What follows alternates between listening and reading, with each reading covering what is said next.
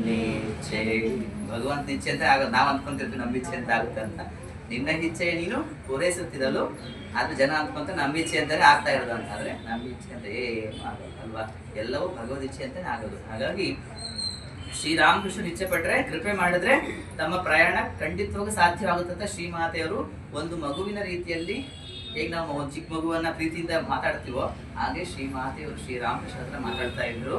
ಬನ್ನಿ ಜಯರಾಮಟ್ಟಿಗೆ ಹೋಗೋಣ. ಯಾಕೆ? ಅಲ್ಲಿನ ದೊಡ್ಡ ಕೆರೆಯ ನೀರು ಗುಡಿಸಿ ನೈವೇದ್ಯಕ್ಕೆ ನಿಮ್ಗೆ ಇಷ್ಟವಿಲ್ಲವೇನು? ಜಯರಾಮಟ್ಟಿಗೆ ಹೋಗೋಣ ಬನ್ನಿ. ಯಾಕೆ?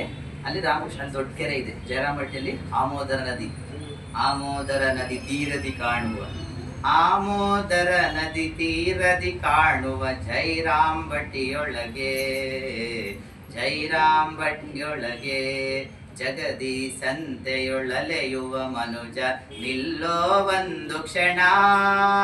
ತಾಯಿಯ ನೆನೆಯಲು ಬಂದಿದೆ ಶುಭ ದಿನ, ತಾಯಿಯ ನೆನೆಯಲು ಬಂದಿದೆ ಶುಭ ದಿನ.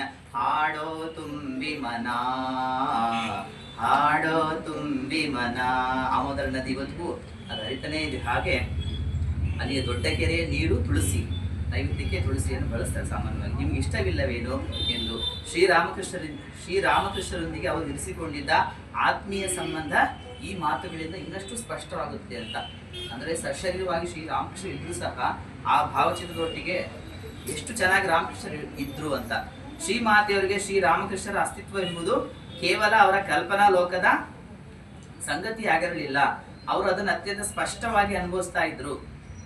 ನಾವಾದ್ರೆ ಬಿಡು ಕಲ್ಪನೆ ಅಂತ ಭಾವಿಸ್ತೀವಿ, ಆದ್ರೆ ಅವರ ಅಸ್ತಿತ್ವ ಎಂಬುವಂಥದ್ದು ಕೇವಲ ಅವರ ಕಲ್ಪನಾ ಲೋಕದ ಸಂಗತಿ ಆಗಿರಲಿಲ್ಲ, ಅದನ್ನು ಅವರು ಅತ್ಯಂತ ಸ್ಪಷ್ಟವಾಗಿ ಅನುಭವಿಸ್ತಾ ಇದ್ರು. ಅವರ ನಿಕಟ ಸಂಪರ್ಕದಲ್ಲಿದ್ದವರಿಗೆ ಅನೇಕ ಬಾರಿ ಇದರ ಅರಿವು ಉಂಟಾಗ್ತಿತ್ತು. ಒಂದು ದಿನ ಭಕ್ತಾದಿಗಳೆಲ್ಲ ಶ್ರೀಮಾತೆಯವರ ಮಂಚದ ಸುತ್ತಲೂ ಕುಳಿತಿದ್ದಾಗ ಈ ಕೆಳಗಿನ ಸ್ವಾರಸ್ಯಕರ ಸಂಭಾಷಣೆ ನಡೆಯಿತು. ಮಾತಿನ ನಡುವೆ ಕಿಶೋರಿ ಬ್ರಹ್ಮಚಾರಿಗಳು ಅವರನ್ನ ಕೇಳಿದರು, ಅಮ್ಮ, ಶ್ರೀರಾಮಕೃಷ್ಣರು ಅವರ ಭಾವಚಿತ್ರದಲ್ಲಿ ಸ್ಪಷ್ಟವಾಗಿ ಪ್ರತ್ಯಕ್ಷವಾಗಿ ಇದ್ದರೇನು ಅಂತ.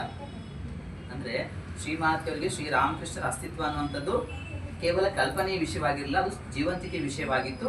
ಅವರು ಅದನ್ನ ಅತ್ಯಂತ ಸ್ಪಷ್ಟವಾಗಿ ಅನುಭವಿಸ್ತಾ ಇದ್ರು. ಮತ್ತೆ ಆ ವಿಷಯ ಶ್ರೀಮಾತೆಯವರ ನಿಕಟ ಸಂಪರ್ಕದಲ್ಲಿದ್ದಂಥ ಅನೇಕ ಜನರಿಗೆ ಅದು ಅರಿವು ಉಂಟಾಗ್ತಾ ಇತ್ತು.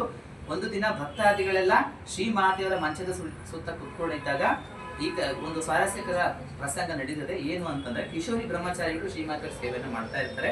ಅವರು, ಅಮ್ಮ, ನೀವು ರಾಮಕೃಷ್ಣರ ಚಿತ್ರದಲ್ಲಿ ರಾಮಕೃಷ್ಣರನ್ನ ಪ್ರತ್ಯಕ್ಷವಾಗಿ ನೋಡ್ತೀರಾ ಅಂತ ಪ್ರಶ್ನೆ ಕೇಳಿದಾಗ ಶ್ರೀಮಾತೆ ಹೇಳ್ತಾರೆ, ಯಾಕಿಲ್ಲ, ಛಾಯಾ ಕಾಯ ಸಮಾನ್, ಮೈಯೂ ನೆರಳು ಒಂದೇ. ಈ ಚಿತ್ರ ಅವರ ಸ್ವಂತ ಮೈಯ ನೆರಳು ಅಂತ ರಾಮಕೃಷ್ಣರ ಬಗ್ಗೆ, ರಾಮಕೃಷ್ಣ ಇರುವಿಕೆ ಬಗ್ಗೆ ಶ್ರೀಮಾತೆ ಹೇಳ್ತಾರೆ.